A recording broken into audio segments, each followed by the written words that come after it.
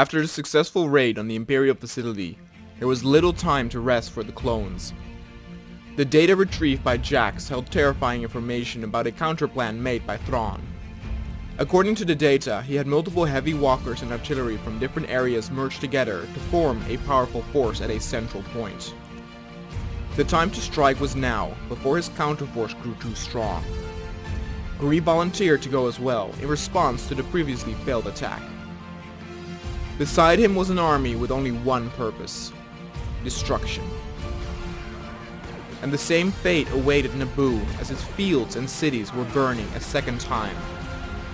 The Separatist units had set up heavy anti-armor turrets that immediately crippled the first ATSTs crossing the river. But in the distant fog, more of them appeared, as the troops were overshadowed by two colossal AT-ATs. The tall grass provided cover for the infantry, but the ATSTs were sitting ducks. But the Empire had plenty to spare, and had no doubt to win even if it meant losing a lot of walkers.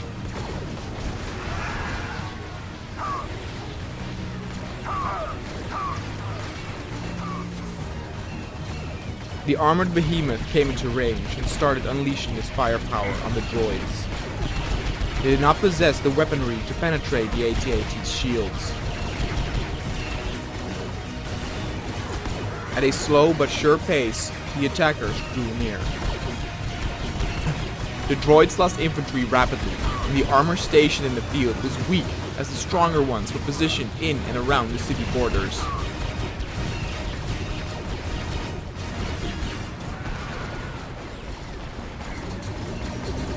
The smoke and wrecks provided more cover for the stormtroopers as they kept the same speed as the AT-AT.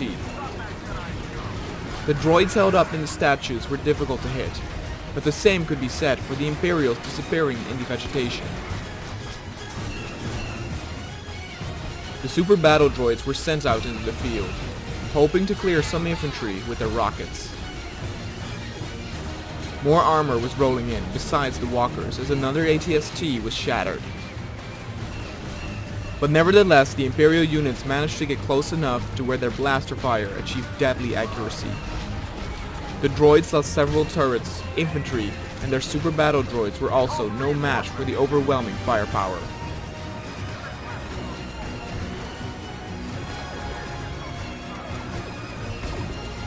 The Imperials sped up their attack. The droids no longer had the strength to crush their walkers. The turrets that were still active desperately tried to take out any units they could.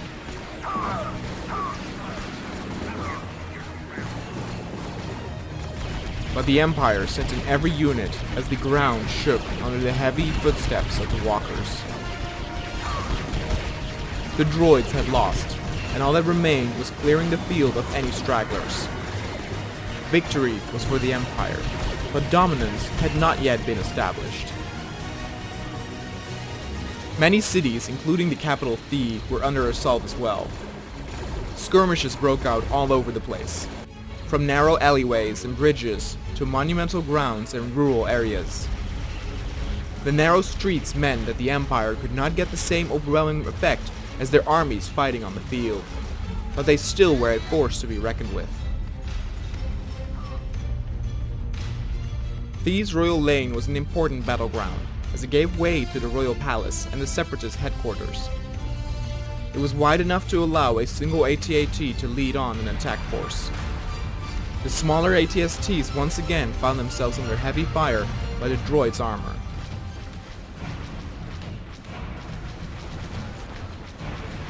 The improvised cover was no match for the enemy's blasters.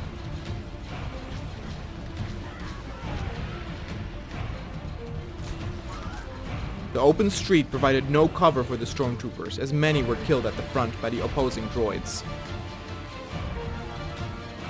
A daring AT-ST tried to probe forward, only to be destroyed in the process. The wreck provided a bit more cover, giving the stormtroopers an opportunity to advance on the sides.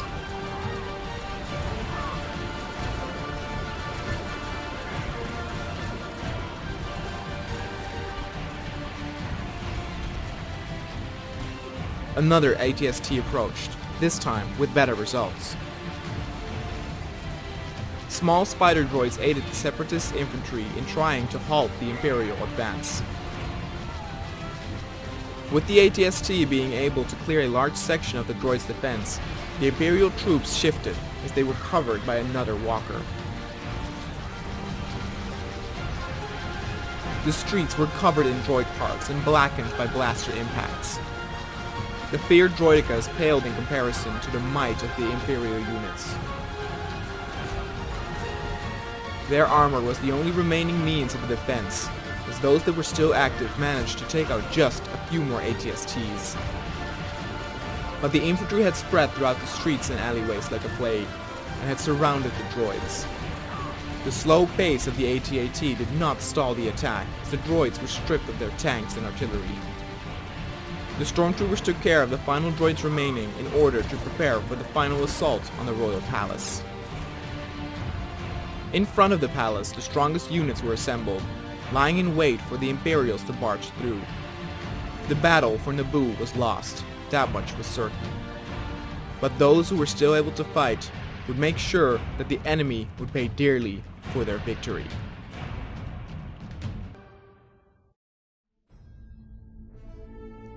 In front of the royal palace stood the last forces remaining of Narkoba.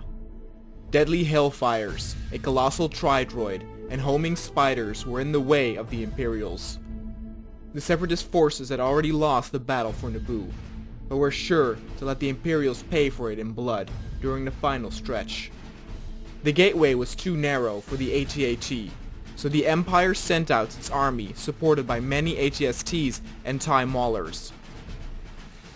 The Hailfire droids unleashed a flurry of missiles heading into the air to harm the invaders. Hailfires were incredibly deadly, with a single barrage being able to take down small armies. The whole first wave of stormtroopers were wiped out. But the Hailfire had a weak point, which was its weak defense. The armor was easy to destroy, or tended to malfunction, and after their barrage had been fired, were pretty much useless. Smoldering fire blocked the gateway's entrance, and the Imperials would need their walkers and armor to breach through.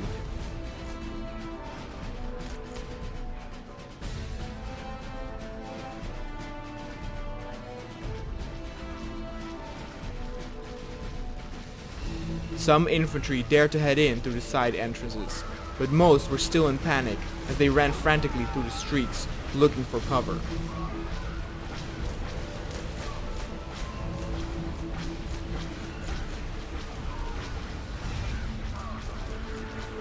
The droid infantry took care of the stormtroopers who managed to sneak through the smoke.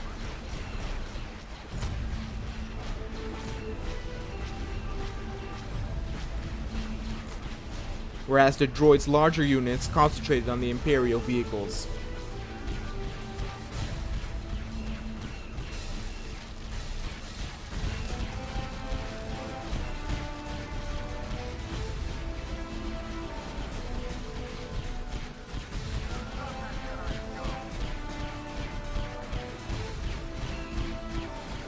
The Empire sent in its next wave of infantry and armor, only to be once again crushed by a massive artillery strike by another Hailfire.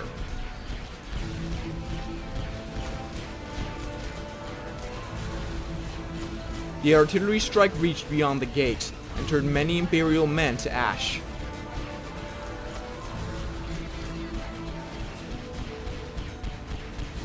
Fire, smoke, rubble, and wreckage were everywhere, but the battle continued.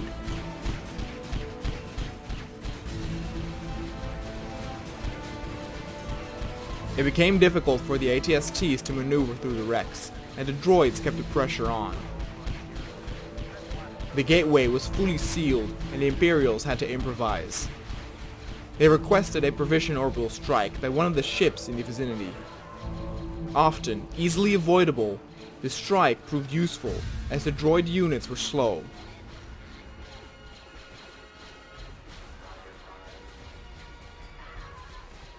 The Imperials made some progress, but many of the infantry were still pinned down.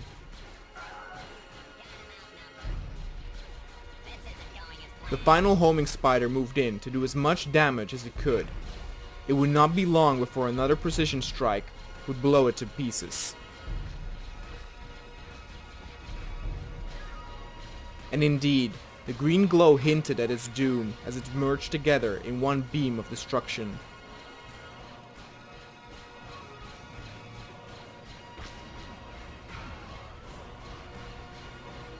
The droid infantry units were all that's left, and they were easy to take care of. The path to the palace lay open, but as predicted, the Imperials paid dearly for their victory. On Kashyyyk, an all too familiar sight occurred once again. The clones attacked another beach. It was the beach closest to the facility, where Thrawn was planning his counterattack according to the data retrieved and decoded by Jax and Rox. There were indeed Imperial troops stationed at this area. Infantry, turrets, tanks, and the notorious AT-KTs were spread out over the broad beachhead. There was no sight of the mentioned AT-ATs in the file, but nevertheless the clones had a massive attack force consisting of tens of thousands of troops and many walkers in all kinds of sizes.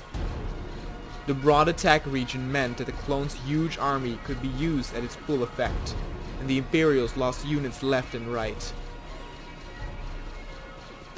One of the AT-KTs pushed forward and managed to take out an AT-TE as it was consumed in a gulf of flames.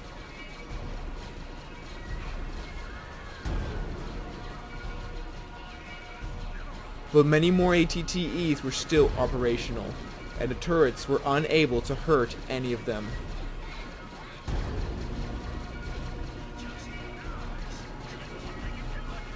With the clones heading closer, the Imperial tanks were destroyed one by one.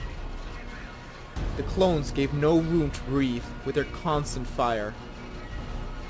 The front AT-KT got blown up, and all units concentrated fire on the remaining tanks on the beach. The Imperial infantry were helpless. They were forced to retreat to the tree line. The turrets continued to fire, but their purpose were to fight off infantry, not walkers, let alone the giant ones brought by the clone army. The shields of the few tanks still operational were quickly torn apart. In a domino-like effect, they blew up, scattering their pieces over the sand.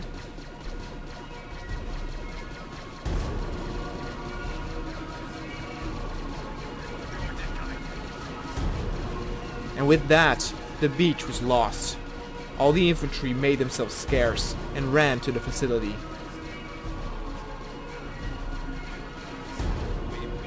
Thus the clones set foot and took hold of the beach with relative ease. The operation went smoother than planned. But the first hurdle appeared when they reached the narrow entrance of the facility.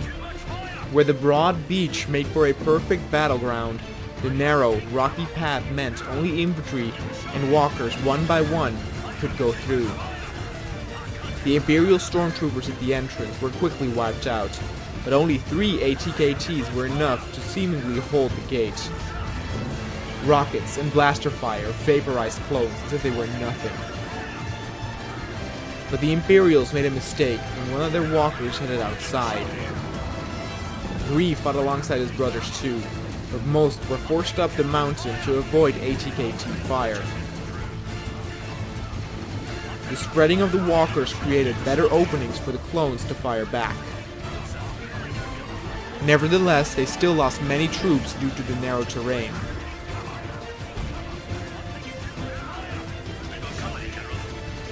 Screams echoed through the forest as blood and body parts flew through the air. A lucky hit by an AT trooper on the rock took out the rear walkers.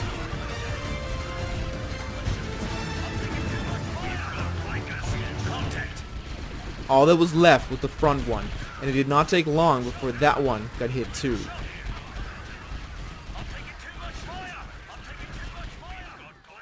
The gate was clear for the clone troopers and walkers to proceed. Once through the gate, the facility opened up, easing the maneuverability of the walkers along with the troops. There was no sign of any Imperial units, nor the alleged AT-ATs. Something seemed amiss. There was no way the Imperials could have evacuated the facility that quickly. The officers urged everyone to stay alert. But the clones soon found themselves cluttered up, as the facility was not able to give room for this many units. The clones in the middle and rear lines were forced to a halt as the front proceeded. But who at that same time also stood wait was Thrawn himself. A few weeks earlier, Thrawn got hold of information that there was a rebel spy amongst his officers passing information to the clones. Thrawn was first overcome with anger, but when he got his composure back, he thought of a plan. He would pretend he knew of nothing and informed his officers individually of a so-called plan to counterattack on Kashyyyk by combining several Imperial armies at a single facility. The plan would be encrypted at a single checkpoint, and he each gave the officers a different location. Once he would be informed from which Imperial checkpoint the data had been retrieved, he would know who was the accomplice. After Rox and his droids took the data, he had his answer. But Thrawn did not strike yet. For he used the opportunity to spring a deadly trap, as he had units arm the facility's reactor core with sonar bombs that would cause a meltdown when triggered. To avoid too much suspicion, Thrawn ordered AT-KTs, infantry, and a few tanks to defend the beach and entrance. They were mere pawns from the beginning, meant to be sacrificed. Once he got word that the clones marched their army towards the facility, he had the traitor removed and immediately executed. Then, he gave the long-awaited order to detonate the reactor. It meant sacrificing the Imperial facility, but it was a small price to pay, as with a single bright flash, everything changed. For a brief moment, the world held its breath in complete, ear-deafening silence. With a thunderous roar, the reactor blew up, sending forth a blast and heat so severe that tens of thousands of troops caught fire in the blast radius. A hellish sight unfolded as clones ran in panic through the crowds in agonizing pain, no nearby water to be found to cleanse themselves. Vehicles malfunctioned and troops screamed as their armor and helmets melted into their skin because of the heat. They climbed over each other, trampling those who fell as the smoke and flames blinded their vision. The blast of the reactor sent a powerful shockwave across the area, lifting their bodies up and smashing their skulls hard against the ground. The last vision that Grease saw was the suffering of thousands of his brothers. The shockwave was as death itself as it tore through the army and left nothing but dead bodies behind. As it reached the end of the facility, the screaming made way for total silence, as not even a single soldier was spared. A last clone ran across the field of fallen friends, only to fall himself. The vehicle circuits had melted, as the facility had turned into a graveyard. Amongst the many clones lost were many highly praised officers as well. Gree, whose fighting spirit never let him down, came to a tragic end on Kashyyyk. It was the heaviest defeat suffered by the clones. In a mere single moment, they lost their whole attack force. All that was remaining was a small defensive unit positioned at Plo Koon's base. And that was exactly what Thrawn anticipated, as he set the final part of his plan in motion. In reality, he had his armies combined to form a counterforce opposite of the jungle, away from the clones' gaze due to the false data. He ordered the attack to commence, as not one, not two, but 3 AT-ATs marched onto Plo Koon and the few troops remaining. He would make sure that the clones and Jedi would taste his vengeful wrath. At a slow but menacing pace, the AT-ATs of Thrawn's counterforce drew near. In the heat of the moment, Plo Koon received orders to evacuate. The Jedi and commanders had absolute priority. After that, regular troops would be evacuated. but Thrawn had sent everything he had their way. On the beaches stood Goro, who after the invasion was stationed near Plo Koon's unit in preparation of a Wookiee diplomat rescue attempt. He stood beside his friend Virgil, who he got a close bond with during the horrors of the first beach assault, as well as Gladius. The three have been close ever since. But today, their will would be tested, as the troop transports had reached the shore. The clones opened fire, hoping to slow down the attack and win some time for the evacuation. The stormtroopers disembarked under heavy fire. Many quickly hid behind the transports or ducked in the water. They were so many that the clones positioned at the front stood no chance. The open water meant that the Imperials were easier targets, but their overwhelming number and heavy walkers made the task seem impossible. At the flank, where the water was too deep for light walkers, the two other AT-ATs took the clone towers under fire. While the battle was raging on, the clones desperately continued the evacuation of Jedi and began evacuating regular troops. But the surprise attack left them to using LAATs, meaning that there was no way to evacuate everybody in time. As quickly as they could, clones, Jedi, and a few rebels here and there climbed into the ships in hopes to escape. The ground troops at the beach continued to try and hold the line, but the situation seemed hopeless. Many clones were pinned down, wounded, or in a state of awe by the sudden counterattack. In a single moment, the clones' spirits were broken. More and more were evacuated. The route was dangerous, as they had to fly while fired upon. Some did not make it. But nevertheless, the pilots did their best to get everyone they could out of there.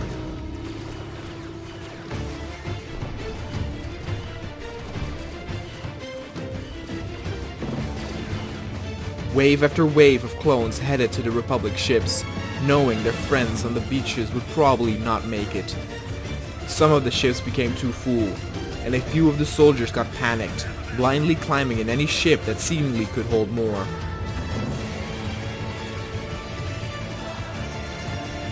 For those who passed over the enemies, a sigh of relief was their reward.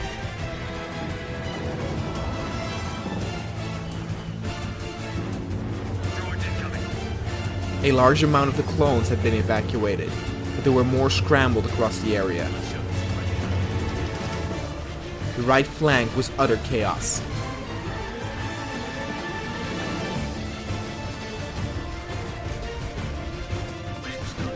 The two colossal AT-ATs ripped the soldiers and turrets to shreds.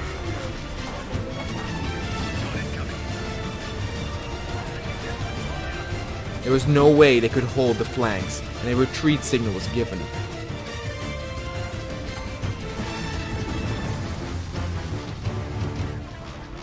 Some of the pilots volunteered to head back in once they dropped off their soldiers. They would do anything they could to get their brothers out of Dodge.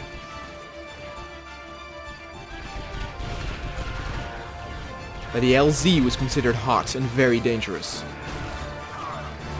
For some, their bravery was in vain, as they got shot down, their wrecks covering the beach. Goro, Virgil, and Gladius were still holding their position. Many had died around them.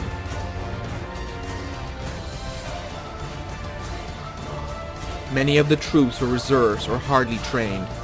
They were cannon fodder to the Imperial's deadly walkers.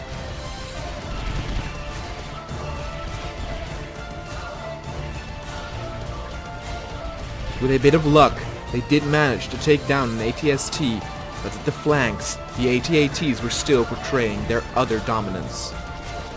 The last of the clones there ran for the ships, as those remaining in the turrets got turned to ash.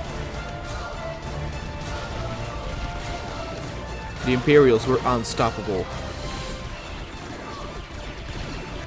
The remaining forces were pushed further up the beach, as their turrets were destroyed or damaged. The battle drew to a close, as soon the clones would not have a window of opportunity left to evacuate. An older Jedi came to the aid of Goro and his friends to deflect some of the blaster fire, but Gladius got killed in the chaos. Moments after, an all-out retreat was given, forcing the clones to leave their fallen friends behind. The soldiers were urged to find any vehicle that had room left, as this was the final wave to evacuate. An absolute victory was given to the Empire. The armed troop transports rolled up the beach and took any stragglers under fire. Thrawn was responsible for the death of all these clones. The meltdown would make huge news across the galaxy. The Imperial propaganda team would portray the meltdown as a freak accident that worked out in their favor. Others would argue for a despicable act of sacrificing part of Thrawn's own forces. But the Rebel Alliance was currently not that occupied with the argument. They finally had a breakthrough on their plan concerning file WM-163. The file in question had the control scheme and mechanics of the AT-AT encrypted in them, meaning if the rebels managed to capture one intact, they would be able to use it against the Empire. One AT-AT would not be enough to win the war, but it could do wonders as a symbol of morale and be of great use in single battles. Finding a single AT-AT which seemed able to be captured proved harder than imagined. Many attempts failed, and the attacks had to be low profile in order to avoid the Empire knowing what they were trying to do. An attack on Endor turned out to be a disaster, as all of the rebels were wiped out.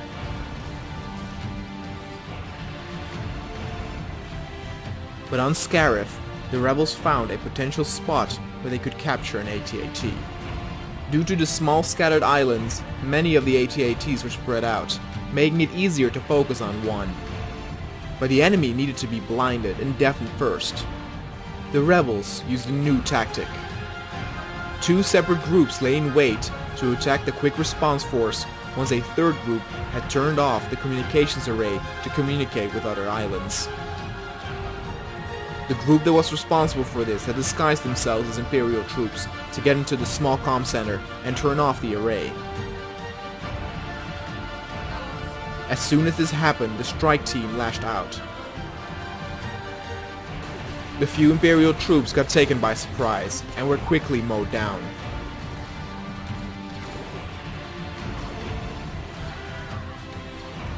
Officers tried to call in reinforcements, but their communication devices were not working. Time was of the essence, as the main goal was to take out the TIE interceptors.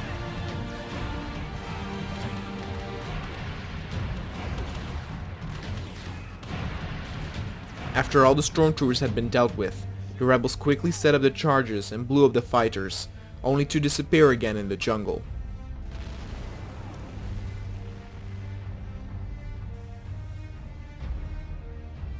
The same success was marked by the other strike team that took the other quick-time response force by surprise. Many fell before knowing what was going on.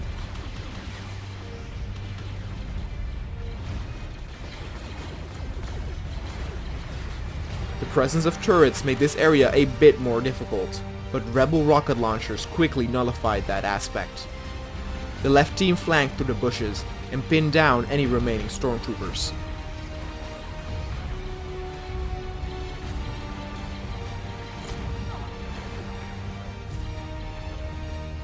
Only the two turrets in the back were left. They were no match for the strike team.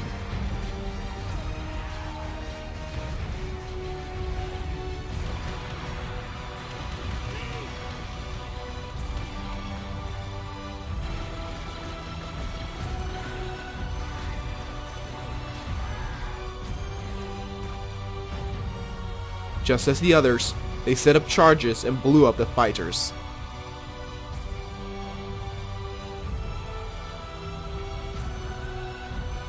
Now that the Empire had no units to quickly react, it was time to assault the AT-AT and claim it as a prize.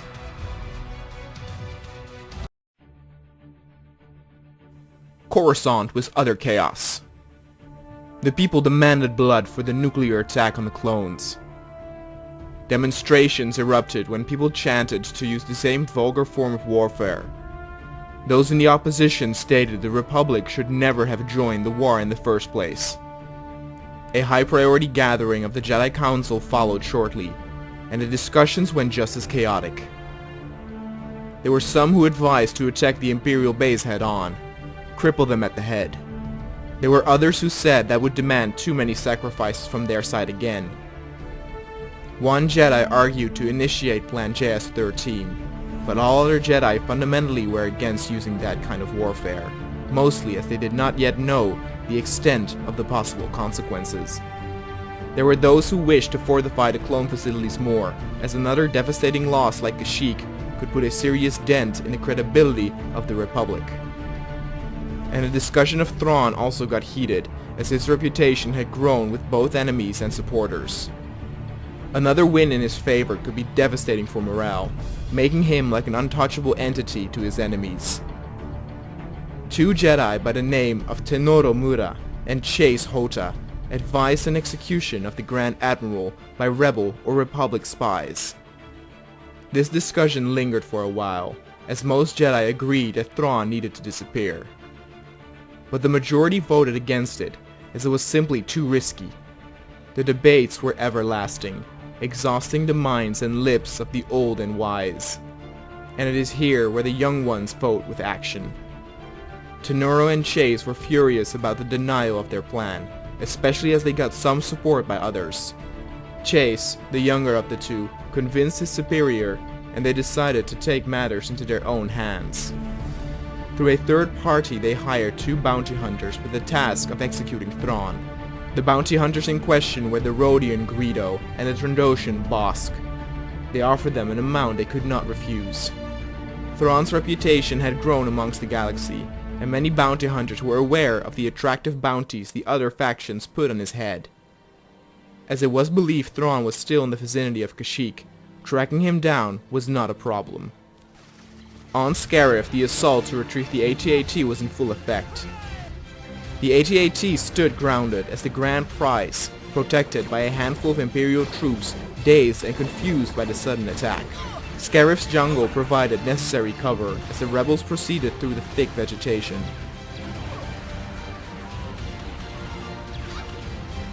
In response, the Imperial units used mortars to thin out the enemy as they approached.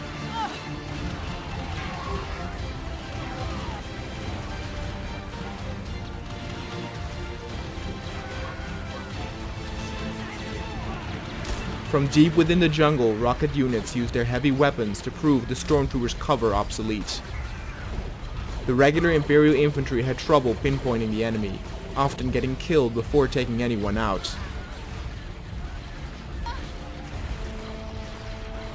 It did not take long before the front turret fell, making it easier for the rebels to proceed. The Imperial mortars had unrooted many trees, scarring and blackening the terrain. The remaining army troopers stood no chance. They had little to no cover and were cornered at the end of the island.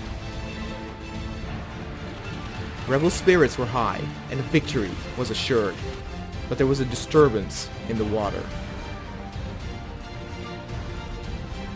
The rebels were spreading over the courtyard, preparing to decouple the AT-AT and override its controls.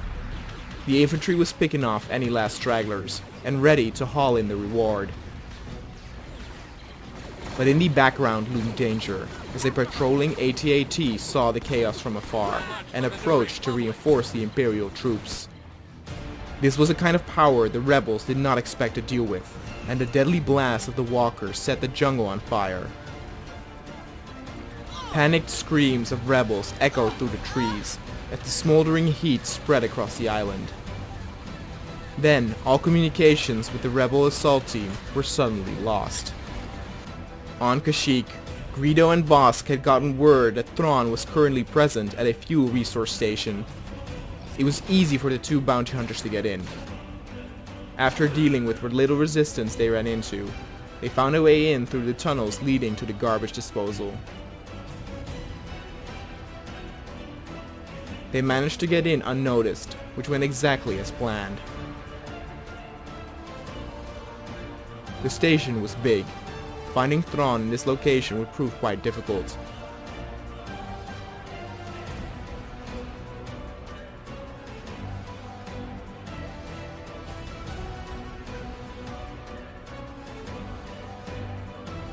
After running around for a while, they managed to find an officer and ask her for information while being held at gunpoint. She said that Thrawn would have a meeting with his body doubles and some high-ranking officers discussing the next area of interests. Bossk and Greedo dealt with her quietly. Finding the meeting room was no problem, and Bossk immediately set up a blast charge at one of the panels. He had to hurry as the Imperial higher-ups would soon arrive. After setting it up, the two bounty hunters went upstairs to overlook the assassination from afar. When Thrawn, his body doubles, and officers arrived, they each got seated and started their discussion. One of the officers presented the new strategy and orders coming straight from the top. Bossk seemed confident. The fact that Thrawn's body doubles were present made it perfect to use the bomb as a way of killing to guarantee everyone died, instead of just killing the wrong man by accident. But Greedo had a sudden change of mind. It was clear who the real Thrawn was, as he sat at the head of the table. Killing Thrawn with a blaster could convey the enemy's message better. The kill would be more personal. He was sure they could demand more credits from their provider if they did it his way. Bossk disagreed. He liked a more messy approach. Greedo wanted to wait until the meeting was over and keep an eye on the real Grand Admiral to take him out up close, but Bossk insisted on the golden opportunity they were sitting on. Then another officer stepped into the room and informed Thrawn of something. He stood up and was escorted out. Greedo saw this as their chance to strike, and he and Bossk quickly ran in pursuit.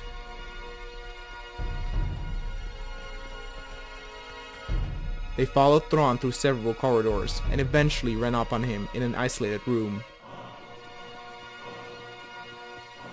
Thrawn did not seem alarmed by the bounty hunter's presence. Instead, he complimented the two on locating him and the inability for him to fight back. He was unarmed. This was their moment, he mocked. Thrawn had a confident grin on his face. Greedo was confused. It made him uneasy. Then suddenly Bossk hit Greedo hard on the head, stunning the Rodian. With a calm voice, Thrawn thanked the Trandoshan and ordered him to force Greedo onto his knees. Greedo's mind was scrambled. He did not understand what was going on. Thrawn saw the confusion in his face and offered an explanation.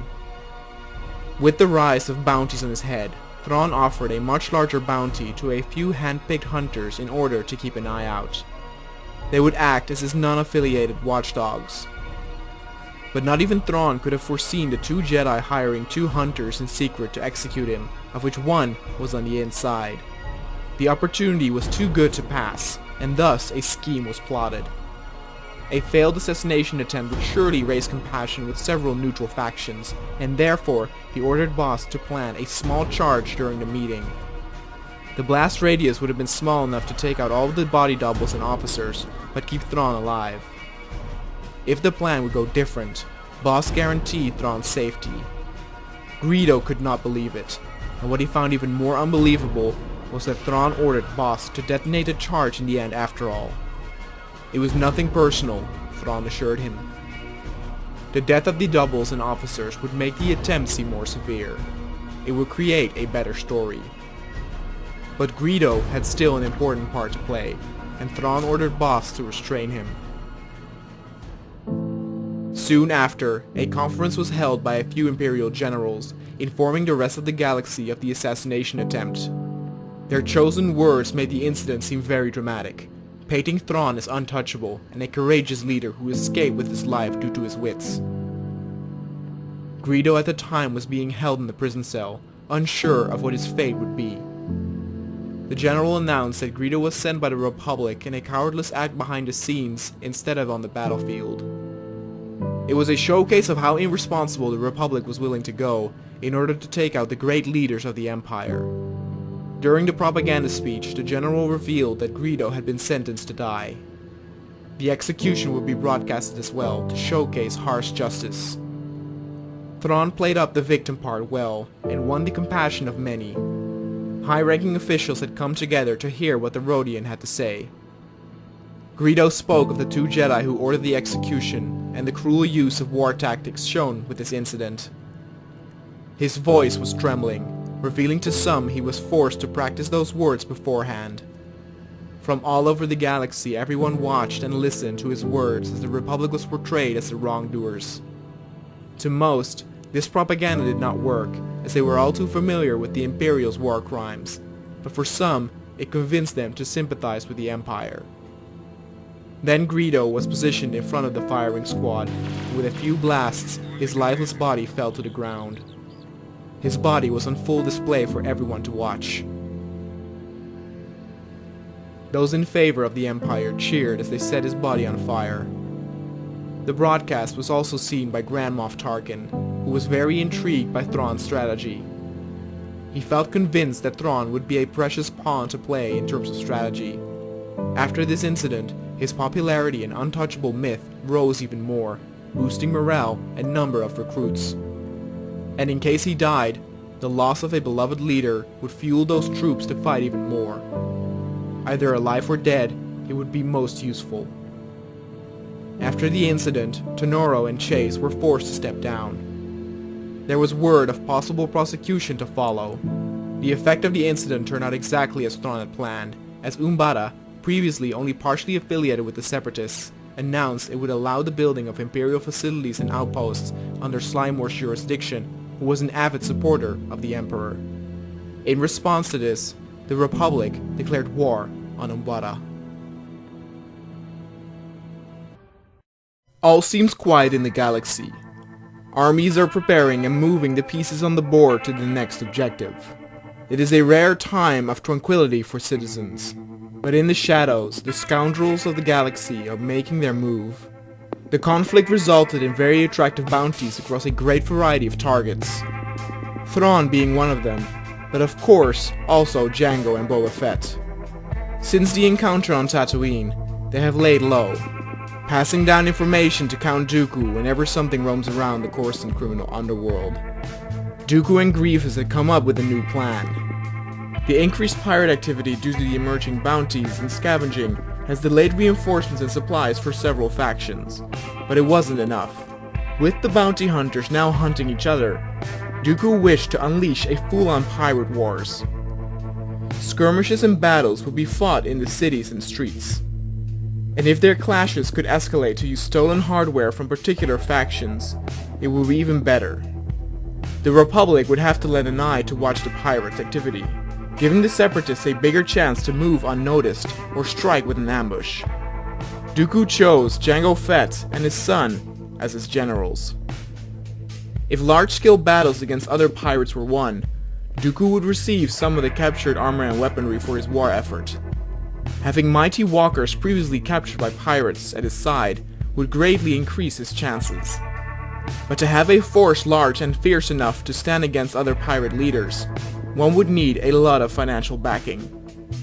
Dooku ordered a hit on the Coruscant Bank.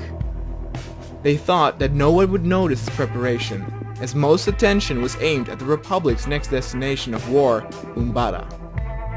Jango and Boba discussed the plan for the heist. It would have to take place during the day. Security is going to be tight, but the possibilities of hostages would give them lead way. They would need a big group of scoundrels to pull this heist off. Jango knew just the man for the job. An old withered Mandalorian by the name of Surbiton Milo had gotten a reputation amongst the underworld for taking on any job as long as the pay was good. According to some, he had lost his mind due to the drinking, gambling, and fighting for all those years. He would take on the jobs other bounty hunters wouldn't, killing women and children in his long career as well. Surbiton, who had no interest in supporting the warpath of Mandalore, agreed to help the two bounty hunters to steal from the bank. Due to the high-profile bounty on their head, Jango and Boba Fett would not partake in the heist. Instead, Surbiton gave them a list of potential competent scum and villainy across Coruscant, who would certainly agree to join the heist if persuaded with enough money beforehand. Amongst these scum were the notorious Harami twins, and the fire-enthusiastic Kashyyyk, another fellow Mandalorian. They all agreed to join the bank heist, and Jango and Boba were delighted that their preparations were complete. But these preparations did not go unnoticed. Though Coruscant police forces were not seen as a big deal, their underground troops were of a different kind. They were ruthless, intimidating, and strict. But many were also tempted by corruption, often making deals with crooks or turning a blind eye if compensation was provided. One of these police enforcers was Shane Elquhar. His informants over the last few days had notified him of strange behavior amongst the streets and bars. He even heard that Boba and Jango Fett had been sighted. At first, he did not believe such rumors, until one of his men tracked them down. Shane and 3 others followed the 2 bounty hunters for a while, and found them discussing the heist plans at an abandoned junkyard.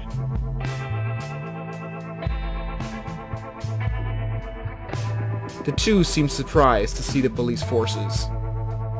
Shane threatened to hand the 2 bounty hunters over to others in order to claim the reward for themselves. Unless, of course, a deal could be made that would be large enough to let them go. But then, Jango dropped the act of being surprised. He would make no deal, and in fact, they had lured the police enforcers here on purpose. Knowing how corrupt the underground police are, Jango figured their whereabouts were not reported to the higher-ups. This junkyard was notorious among certain criminals to get rid of evidence or certain people, as it was home to a rancor luring in the back. When the ground began to shake, and before Shane and his men knew what was going on, it was already too late. Jango and his son made a quick exit using their jetpacks, and left the area as the rancor feasted on the flesh of Shane and his men. A few days later, the heist was on, and Surbiton and his crew approached the bank. They did the approach carefully. Even though they consisted of a large group, they kept their calm and composure. They casually walked through the front entrance onto the main waiting room.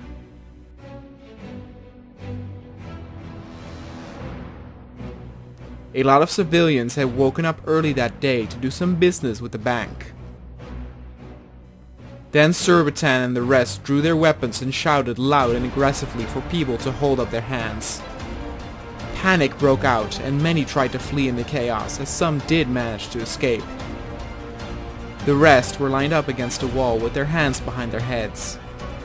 They would be their leverage to keep the police from breaking in.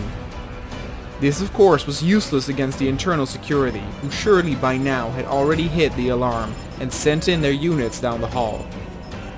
Kaji and some of the others would deal with them, as Surbiton would look for the manager. Small but deadly skirmishes broke out at the bank. Blasters were the least of the security force's problems, as the fire-crazed Kaji set their skin and parts ablaze. The flamethrower was very intimidating in such a confined space.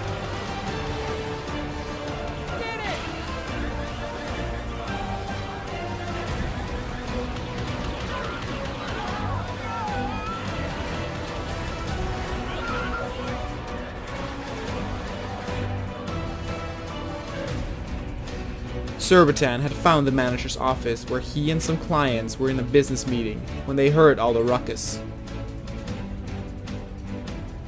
Surbiton entered and ordered the manager to stand up.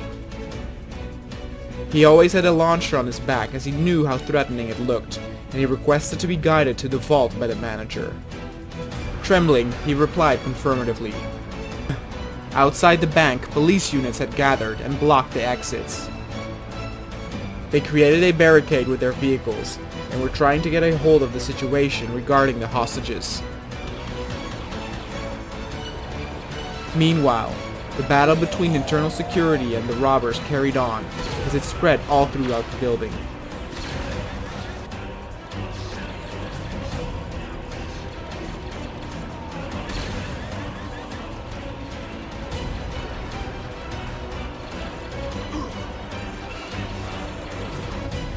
Surbiton and the manager had arrived at the vault, and held at gunpoint the manager opened it, It revealed the bank's stash of credits, and Surbiton ordered those with him to immediately start collecting the money. Some groups were cut off from the other security forces and cornered.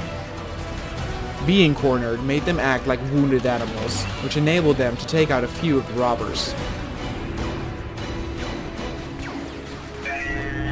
But Kashyyyk leaped in and made a sudden end to the battle with his scorching wrath.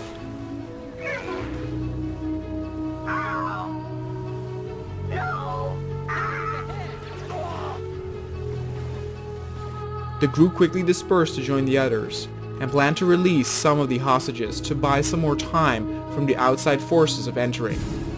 They released a handful of them through the back entrance, where the police was awaiting them. Unsurprisingly, the civilians were panicked and crying as the police tried to get any information out of them regarding the situation inside. But then, all of a sudden, a large explosion occurred, blowing up the police and civilians in a huge ball of fire. Though Surbiton was ruthless, he was known to respect the contract and avoid collateral damage if he could. But Kashyyyk loved to deal out death and destruction, and had sneakily planted a sticky grenade on one of the hostages they released. The situation was considered out of control, and it was decided that Senate commandos would breach the bank.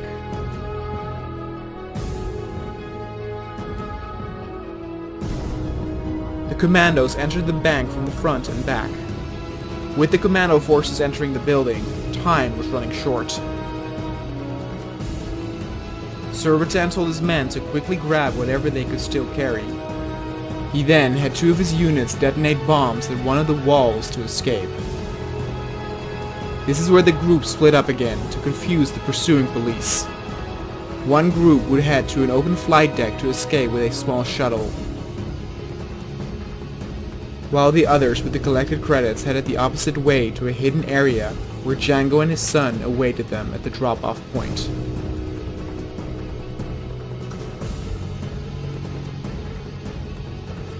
The transaction was done smooth and quick, but even though the collected sum was huge, it was not as big as it could have been.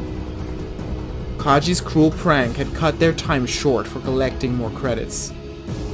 When Surbiton explained this, the Mandalorians did not hesitate to take their fellow kin down for retribution.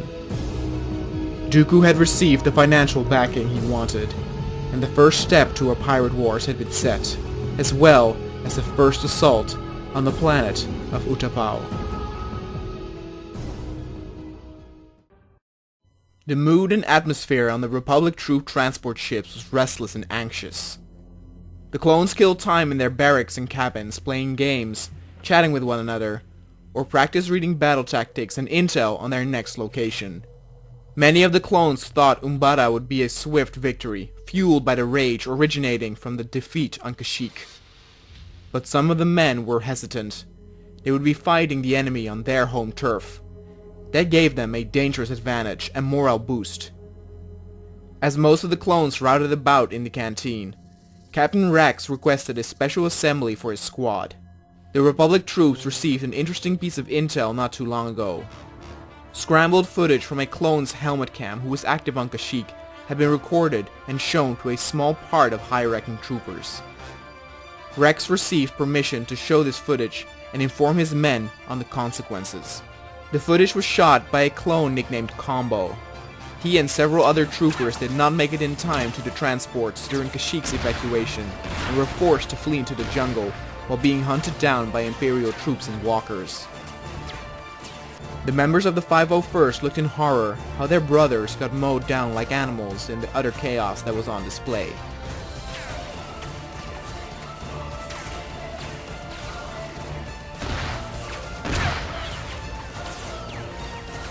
The clones tried to get over the hill in order to lose the walkers, but at the top, more stormtroopers had appeared to meet them head-on.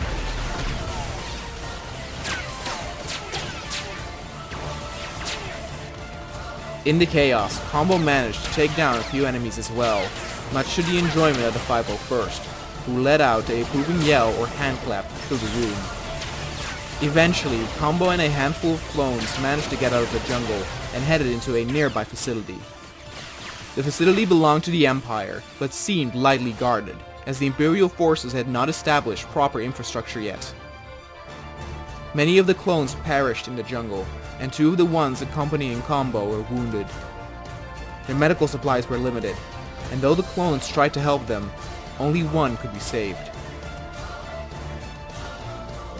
2 of the members, Rakes and Killaran, were discussing what to do. They hoped they could hijack an Imperial vehicle at this facility and escape. But seeing it was small and lightly defended, the chances were slim. Instead, they saw in the distance a platform with what looked like a Lambda shuttle. If that was still left and intact from when the clones first assaulted Kashyyyk, it would mean it was undefended. This was their best bet, but they had to be sure. The facility's comm chamber needed to be located first. Combo volunteered to scout out ahead. Their presence was not yet known, so the first stormtroopers fell before they knew what hit them. The next few troops proved more of a fight, but Combo managed to take them down too.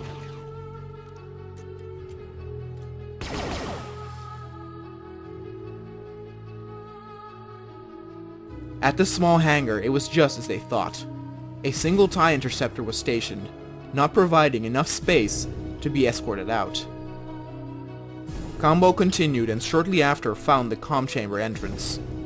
It was protected by a few units, but nothing Combo couldn't handle.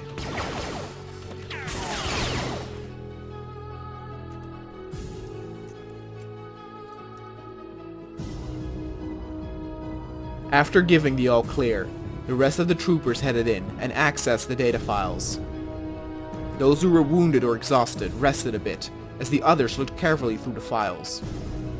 The platform they saw earlier could be seen from this room as well. It was here where the clones stumbled upon an important piece of information. Amongst the data, they stumbled on some of the supply lines used by the Empire. Whoever held this information could ambush one of these lines and cripple the Imperial's routes, delaying their reinforcements and supplies. 2 others were busy searching information on the spotted platform and shuttle. The platform indeed turned out abandoned, and the shuttle still intact. They also found an Imperial code they could use to pass through the security checkpoint. It required a bit of a hike, but the troopers were motivated and traversed more of the jungle up the mountains to eventually reach the platform.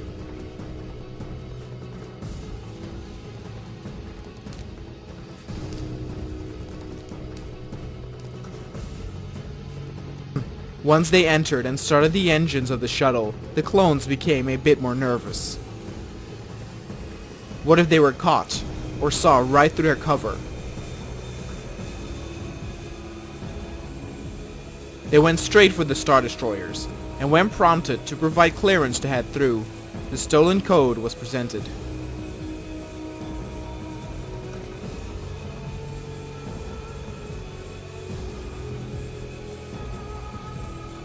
To the clones' relief, their given code pulled through, and they managed to escape and be reunited with their fellow clone soldiers.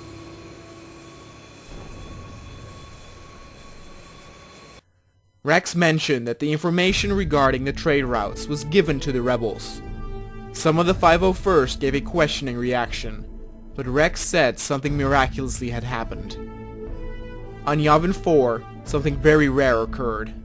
General Luke Skywalker, who was a living legend and symbol to those supporting the rebellion, showed up at the main base as he received positive news concerning an earlier executed order. It turned out that the rebels who assaulted Scarif managed to not retrieve only 1, but 2 Imperial AT-ATs. It turned out that after the communication with the rebel forces had been lost, the battle still continued. In a drastic decision, several rebels used grappling hooks to enter the AT-AT who appeared to reinforce. The other team managed at the same time to pilot the stationed walker, and together caused death and destruction around them. The Imperial infantry were stunned and confused, being fired upon by their own prominent walkers.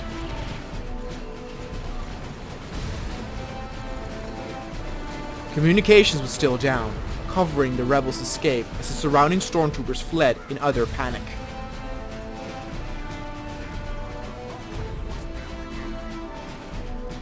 Part of the rebel team already had the way of extraction at the ready, as the AT-AT bargers could be summoned and manually extracted to a transport ship in the near vicinity.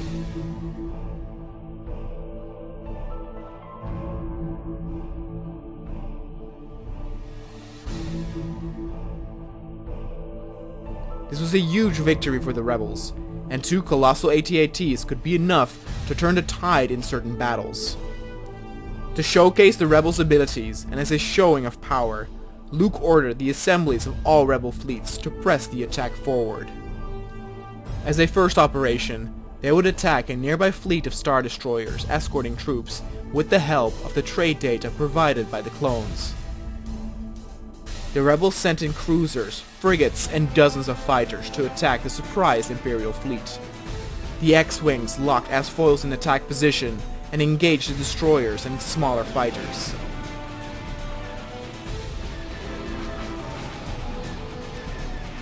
The cruiser started to unleash all its firepower as the Star Destroyers moved to attack position. TIE fighters and bombers did their best to hold off the smaller enemies from firing destructive torpedoes.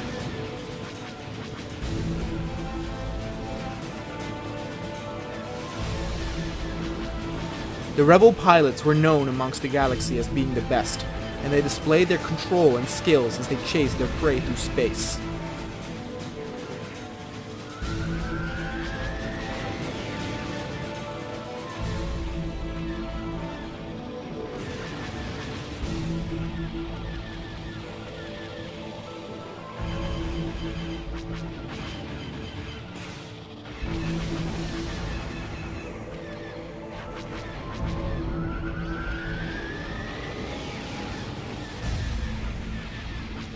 The Star Destroyer returned fire, but already had taken a lot of punishment.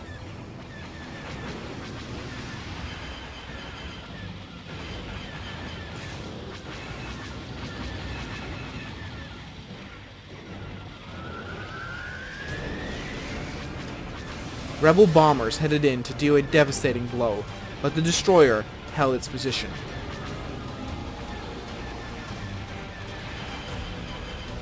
One of the Nebulon frigates attempted to flank so that the Imperial destroyer would receive fire from all surroundings.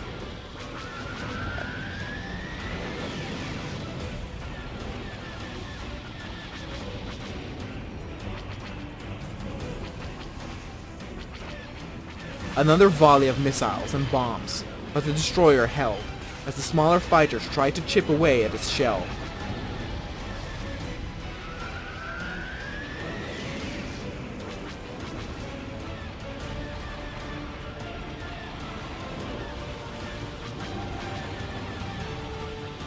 Though it was still standing, the Star Destroyer could not take much more. Its turrets turned their attention to the fighters and took many out.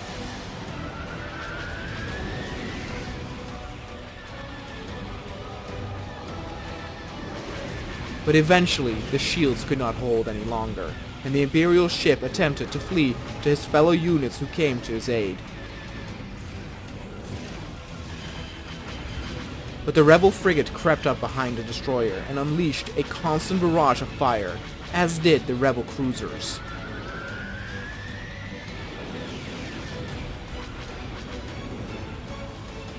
In a final, desperate attempt, the Imperial destroyer tried to make a jump to light speed, but it was too late, as the giant Titan went up in flames.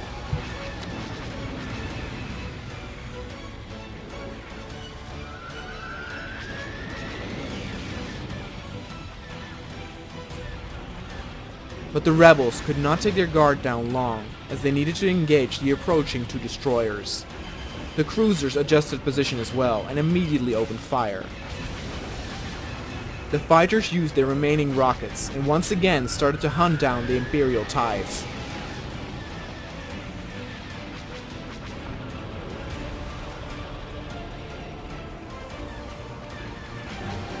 The fighters did their best not to get hit by incoming blasters or rockets that appeared everywhere.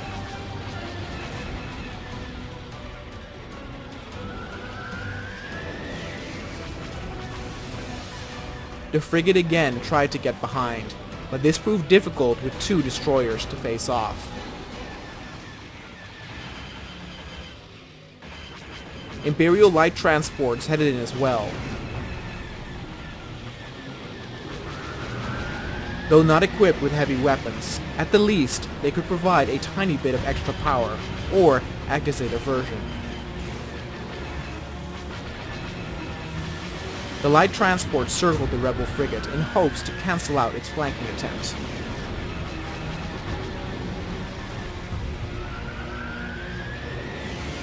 TIE bombers bombarded the frigate as well, and it seemed like the frigate's shields were about to go down.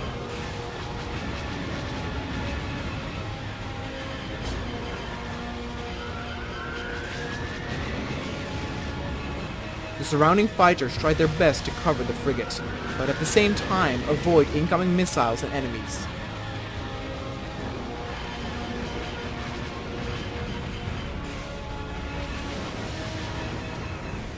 Then in the end, the frigate did indeed fall, but the Imperials could not celebrate for long, as they lost one of their destroyers due to constant fire and barrages.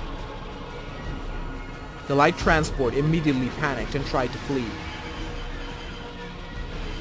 The remaining fighters tried to clean up the mess as victory seemed secured. Nevertheless, some still got hit by the final remaining destroyer.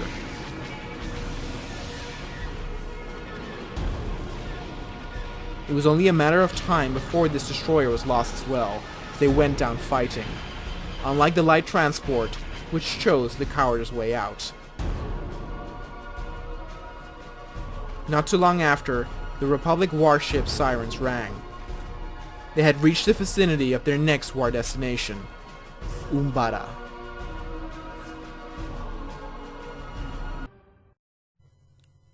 Amongst the Empire was a Sith named Dark Senzo, who was notorious not for his skills, but his reckless attitude. He was young, talented, but power-hungry.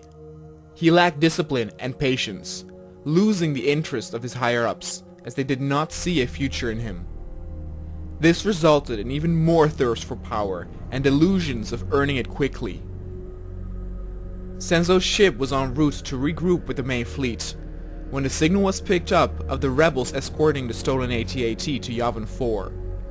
Instead of asking for backup, Senzo imagined all the praise he would get for single-handedly bringing back the walkers. But once it was revealed that Skywalker was present as well, he changed his plan. On Yavin, the Imperial dropships had been spotted, and the rebels prepared for the attack. Luke ordered the princess to be evacuated together with the walkers. He sensed something was off. The attack force seemed too small for the Empire to break through. This was the main base of the rebels, and they had artillery, turrets, and plenty of manpower at their disposal. Attacking with an army this size seemed foolish. The rebel artillery unleashed its volley, blowing up the front walkers and leaving a blazing trail of fire. With the height advantage, the rear turrets had a clear view on picking off targets. The rebels positioned at the front found themselves at the receiving end of the firefight. The thick vegetation made it more difficult for them to spot the enemy, but the fire and smoke made it a hazard to traverse.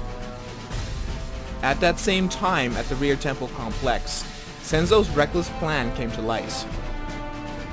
The sentient attack force was simply a diversion. They were pawns meant to be sacrificed. He wanted the real prize for himself, Luke Skywalker. Luke had of course already sensed his approach, and awaited him at the top of the temple. He had heard of Senzo before, and the stories regarding his recklessness.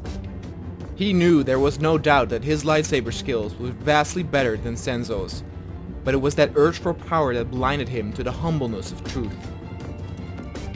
Skywalker warned him that this could be settled one-on-one, so that no more people from both factions had to die merely for a diversion. But Senzo refused. He ordered his death troopers to surround Skywalker, whose posture was calm and confident as he walked down the stairs. Skywalker knew that Senzo was aware that the death troopers stood no chance. He simply enjoyed the carnage.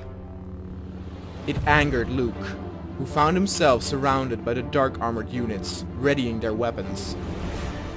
Luke channeled his anger and rid himself of it by unleashing the force all around him, knocking out the Death Troopers. Senzo sent in more troops, clearly hoping to probe Luke to use his lightsaber on them. But Luke was getting tired of this, and with a furious gesture, knocked all the incoming troops out with a force push. Back on the field, the stormtroopers desperately tried to get closer and closer. Every time a walker seemed to reach the base of their holdout, it got blown to pieces. Towering turrets and artillery kept on punishing the invader, whose morale was dropping by the minute. The infantry at the front still had to watch out for incoming blasters, but the field was covered in death and destruction, portraying the hapless effort of the Imperials.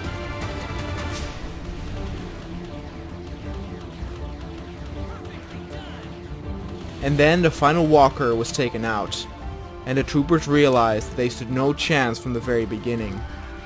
A full retreat was given as the infantry tripped over the fallen bodies of their comrades. Back at the temples, it was clear that this could only be settled with the lightsaber, and Senzo came in swinging hard, even surprising Luke with how aggressive he was. Skywalker was forced to dodge many of his strikes, which were erratic and uncontrolled, but powerful and lethal. But blind rage in battle leaves openings exposed which one could take advantage of, and when Luke saw his opportunity, he struck, and Senzo fell to the ground. He tried to crawl away, and swung around him like a wounded animal. Then Luke finally put him out of his misery. Luke was standing over the mangled corpse. It pained him to realize how easily he sent his troops into battle to die. It made him angry. He knew how to suppress it, and needed to look forward, as there were more who were just as ruthless and reckless, like Senzo. But who wasn't reckless at all was the Imperial Colonel Maximilian Vers. He had a good sense of tactics, but what played most in his favor was that he was loved. He took great care in assuring the safety of his men when it came to being imprisoned. Where other Imperial officers were notorious for executing prisoners, Vers always demanded that Rebel and Republic prisoners of war be treated humanely.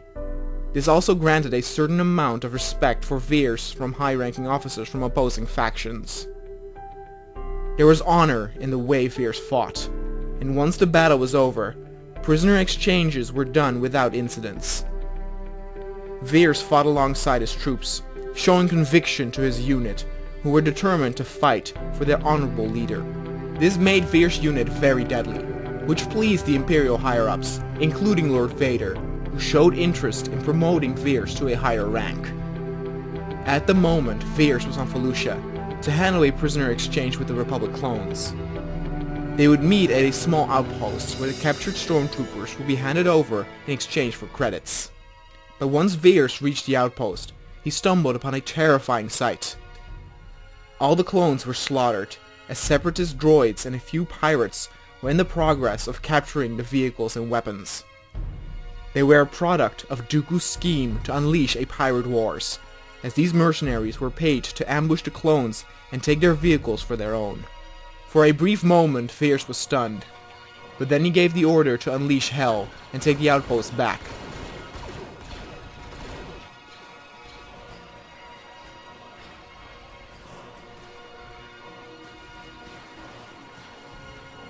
More droids, pirates, and even armor were approaching from the north.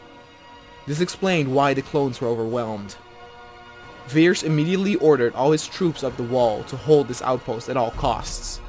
He ordered his next in rank, Amelia, to take a squad of troopers and look for the prisoners. They were clearly held off camp, and if they were still alive, they could help in the fight. Amelia agreed and headed out. As the last troopers positioned themselves on the walls, Vers himself joined as well, and everyone opened fire. The stormtroopers had good cover and oversight of the enemy. The droid infantry would not prove a problem, but the biggest threat were the incoming vehicles. Retreating would lead to a massive amount of casualties, so Vers had no choice but to hold.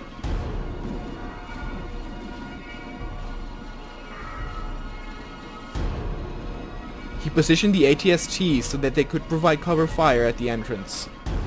Amongst the pirates were several Mandalorians, paid with the money that was stolen from Coruscant. Veer shouted to his men not to lose hope, and stand their ground. As long as they hold the wall, none would break through. More droids were called in from the flank, and Veers knew that it was only a matter of time before the wall defense would fail. He could only hope that Amelia had located the prisoners by now. Amelia indeed stumbled upon the prisoners at that very moment. A detachment of clones stationed to protect the prisoners avoided the slaughter, but were stranded without a direct comm channel. When Amelia and her troopers approached, guns were drawn, but she assured that they came in good faith.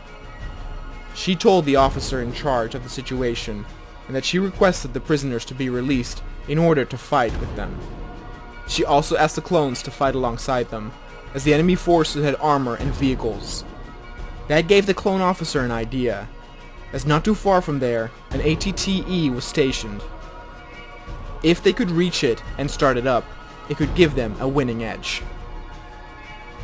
Amelia agreed that this was a good idea, and the Imperial prisoners were released as they all hurried towards the walker. Back at the outpost, things were starting to look grim. More and more droids approached from the flank, as they kept getting closer. The vehicles positioned themselves to tear down the walls on either side. The droids started to use the vegetation as cover, as the Imperials desperately tried to hold their ground. Then, the situation took a turn for the worse. One of the ATSTs was hit by a lucky shot from the enemy armor and exploded. This resulted in the nearby tank to explode as well, and create an even bigger and devastating explosion. It was so strong that it took out a whole row of troopers stationed at the wall. Shortly after, the other ATST was taken down as well. Veers knew it was now only a matter of minutes before the enemy would break through. But he also realized men depended on him, and so he rose up and returned fire, pleading to the others to do the same and avenge their fallen brothers.